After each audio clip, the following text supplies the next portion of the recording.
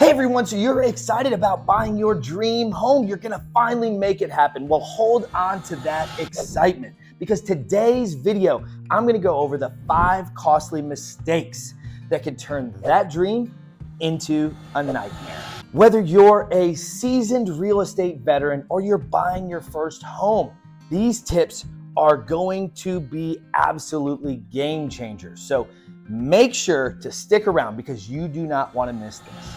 So if you're in the market to buy a home, whether you're a real estate investor, whether you're a first-time home buyer, no matter where you are in the spectrum, if you like this content, make sure to like and subscribe to my channel for all kinds of mortgage tips, real estate investing tips, and everything in between. Without any further ado, let's dive in. The first mistake that I want to talk about is a big one, and it can make a big difference, and that is not getting pre-approved before you start shopping for a home. That's right. And why do I say that is? Number one, the worst feeling in the world is going out home shopping, finding a perfect home that meets all your needs. And guess what? You go over the pre-approval with the lender and the payment's too high and it's not comfortable for you. Or maybe you just don't qualify for that amount based on how they're going to calculate your income and what the lender can use. It's a terrible mistake and something I don't want to see you make. So make sure you talk with a lender before you start home shopping. And more important than just talking to a lender is talking with the right lender. And I've gone over this in several videos, but the lender that you choose matters. You want to make sure they're asking for things like your pay stubs, W-2s, maybe your tax returns, depending on your type of income. You want to make sure they're verifying with documents and they're experienced in what they do. The reality is I've had many clients that got pre-approved with the lender, whether it's a big bank, whether it's an online mortgage company. They hand them this pre-approval letter, and then a week and a half into the process, when they've got deposits on the line and they're starting to get excited, but it's a little bit stressful, guess what? They tell them, sorry, we can't approve you for the loan. That is the worst feeling in the world. Luckily, I've been able to save a lot of those clients and finding solutions that work for them, but it's something that I don't like happen, and you don't want to put yourself in that position. So make sure you talk with a lender that's a true mortgage advisor that's going to go through the process. It's going to help you understand what your payment's going to look like. How much out of pocket do you have to bring to that closing table to make this deal work and make it make sense? And are those things comfortable for you? And do they line up with your financial goals? A lot of important questions to ask and make sure when you're going through the home buying process. Okay, all right, so let's fast forward to mistake number 2. And this can be one of the most costly mistakes you can make. And that is not getting a home inspection, or just like the lender, not getting a home inspection by a qualified professional. That's right. Your parents aren't home inspectors. Well, unless they actually are home inspectors, but they're not home inspectors. Your dad is not a home inspector. Your best friend that's in construction is not a home inspector. So ensuring that you get an inspection from a qualified professional is extremely important, because a qualified professional inspector is going to go through everything. They're going to make sure you don't have mold issues, moisture issues, structural issues, electrical issues, things that can end up costing you thousands of dollars in repairs. After all, you're already spending hundreds of thousands of dollars on a home. The last thing you want to do is 2 weeks into your house, find out that there's a massive plumbing leak and now you have a $2,000 plumbing repair bill. It's a terrible feeling, and we don't want you to have it. I don't want you to have it.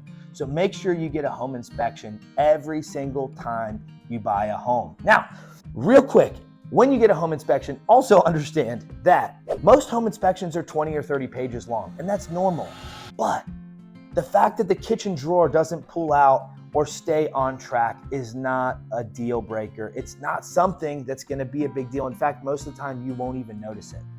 What you want to look for are the major items that are costly, right? Your roof, your heating and cooling system, your structure, the plumbing, the electrical. You want to look at the big systems, the big issues that can be costly in repairs. So if you're looking to buy a home, make sure you find and know a qualified home inspector to go through that home with you. Okay, So here we are at mistake number 3, and this one can be costly as well. And this is choosing the wrong neighborhood. Yes, that's right. Taking the time to research the area is extremely important, because I've seen clients that get so fixated on this beautiful home and all the beautiful amenities that the home offers, and they don't take the time to research the community. Take a look at the schools and what are they like, especially if you have kids. But understand that schools play an important part of the resale value of your home. What about crime rates? What does that look like? What kind of amenities are close by? Do you have grocery stores close by? Do you have entertainment and things like that close by? Where are you gonna have to go to get what you need to continue to live the lifestyle that you're living now? So make sure you do the research, dive into the community, because after all, when you're buying a home, you're not just buying a house, you're buying into that community. And one big caveat, and something that I didn't really understand until I got into the Carolinas, because I'm from Ohio, so I'm from up north, and we didn't have HOAs very often in Ohio.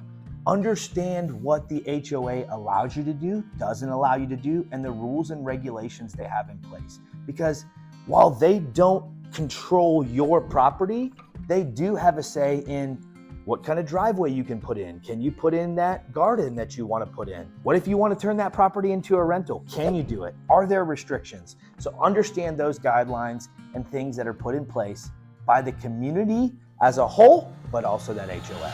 Mistake number 4 is a big one, and probably the one I have conversations about the most, and that's overextending your budget. That is extremely important if you're a first-time home buyer. And the reason for that is because as a first-time home buyer, you're probably coming from a situation into which you had an apartment, you were renting, or maybe living with a friend or family.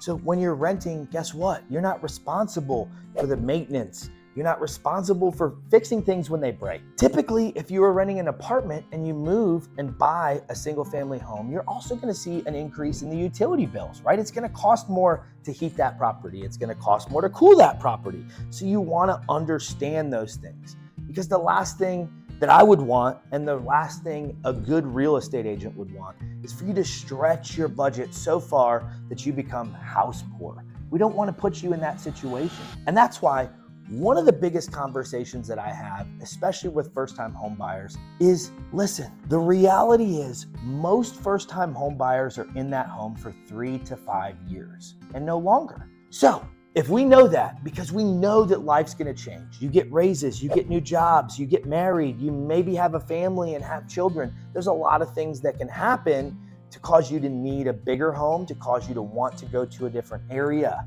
If we know that, we also understand is, hey, listen, let's find a house that's gonna be comfortable for you as far as a monthly payment goes, that meets most of your needs, but it might not be your dream home. It might not meet every need, but that's okay, because every month when you make a payment, guess what? You're taking money out of one pocket and you're putting it in another, because you're paying that loan down. You're gaining something called amortization. And that's one of the powers of owning real estate. Not to mention, in most markets in the United States, we're going to continue to see appreciation. Now, that is just the process in which the value of your property increases. Just like the stock market, the real estate market will see an increase over any 7-year period. So if you bought a house, let's go back to the housing market crash. If you bought a house in 2002, and guess what? The housing market crashed in 07 and 08. But today, if you still had that house, it's probably worth triple what you paid for it, right? The value continues to rise. And, you know, for all those doom and gloomers out there, let's say the market did crash right after you bought a house. Guess what happens? Nothing happens. As long as you continue to make that monthly payment, nothing will happen to your house, because the bank doesn't care. The lender does not care that the value is lower than that loan amount, as long as you continue to make the payment. So that's why we put such a big emphasis on the fact that we want that monthly payment comfortable for your budget. And finally, the 5th and one of the most costly mistakes. Personally, I think this is the biggest mistake that people make, but it depends on the scenario. is not using a real estate agent. And just like lenders, not using a great real estate agent. Whether you're buying or selling, a real estate agent is your advocate. That is someone that's going to do what's best for you. And as long as they're experienced, they understand the area, they're gonna give you the best advice. I tell clients, I treat you just like I would treat my family, because I want to not only earn your business, but my business works on referrals. So I want to help your friends, your family, your coworkers, and everybody else around you. And the only way to do that is give you the best advice, be honest about the scenario and the situation, and make sure you're comfortable and confident the entire way through the process. That is my objective as a certified mortgage advisor. So a real estate agent is the exact same. Not using a real estate agent can cost you thousands and thousands of dollars. You may not be able to negotiate the best terms yourself. As a whole, the real estate transaction, buying a home, is a complex process. There's a lot of different things to manage, right? You got to manage your inspection and the appraisal and the lending process and finding the right settlement agent or closing attorney. There's a lot of different parties involved, and a real estate agent is going to help you navigate that. But going back to the negotiation part, I think that's one of the most important pieces of the puzzle, because they're negotiating on your behalf. And a great real estate agent is going to not just negotiate, but they're going to fight for you. They're going to get you the best deal possible and ensure that every step of that process is as stress-free as possible. So don't make the mistake. Don't try to sell your property on your own.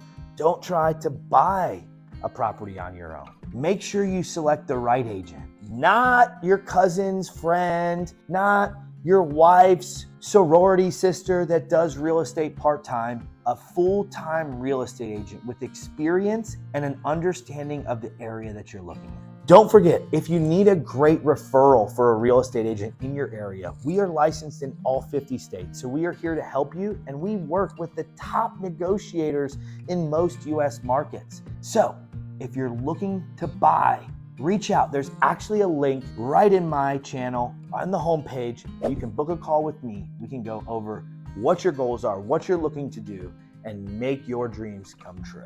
And there you have it, folks, the 5 costly mistakes to avoid when buying a home, so you don't turn that dream into a nightmare. It's the last thing that I want to see. So if you found this video helpful, you found these tips helpful, make sure to hit that like button, subscribe to my channel, as I love to share information about real estate investing, buying a home, and the mortgage process in any way that I can.